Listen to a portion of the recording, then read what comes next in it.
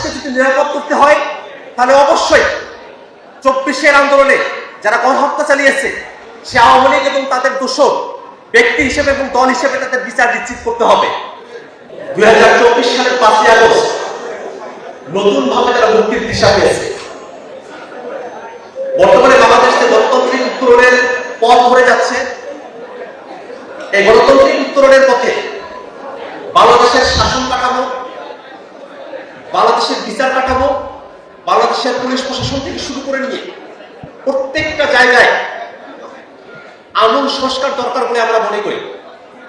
সে জায়গায় সরকারের তরফ থেকে সংস্কারের যে উদ্যোগগুলো গ্রহণ করা হয়েছে সে উদ্যোগগুলোর সঙ্গে আমরা আমাদের সংহতি ব্যক্ত করেছি। যমুনা ইলেকট্রনিক্স ঈদে ডাবল খুশি অফার সিজন 3, যে কোনো পণ্য কিনলেই পাচ্ছেন নিশ্চিত ঈদ উপহার। বাংলাদেশে যে গণহত্যা সংঘটিত হয়েছে সে গণহত্যার বিচার বর্তমানে সব থেকে কাঙ্ক্ষিত বিষয়। যদি গণহত্যার বিচার করা না হয় তাহলে সময়ে সময়ে স্বৈরাচার ফেসিবাদী যারা আছে ভবিষ্যতেও তারা বাংলাদেশের রাষ্ট্র ক্ষমতাকে দখল করে এদেশের বুকে আরেকবার তারা গণহত্যা, খুন খারাপি, রাহাজানি চাপিয়ে দেওয়ার মতো সুযোগ তারা পেয়ে যাবে। অর্থাৎ বাংলাদেশকে যদি নিরাপদ করতে হয় তাহলে অবশ্যই 24-এর আন্দোলনে যারা গণহত্যা চালিয়েছে সে আওয়ামী লীগ এবং তাদের দোষর ব্যক্তি হিসেবে এবং দল হিসেবে তাদের বিচার নিশ্চিত করতে হবে। আমরা বিশ্বাস করি বর্তমানে বাংলাদেশ যে সংবিধানের মধ্য দিয়ে পরিচালিত হচ্ছে সেই সংবিধান বাংলাদেশের মানুষের আকাঙ্ক্ষাকে ধারণ করতে ব্যর্থ হয়েছে। এদেশের মানুষের অর্থনৈতিক অধিকারের স্বীকৃতি এই সংবিধান দিতে ব্যর্থ হয়েছে। এই সংবিধানের 1/3 পরবর্তী কোনো সংসদ এসে সংশোধন করতে পারবে না এমন বিধান এই সংবিধানে যুক্ত করা হয়েছে।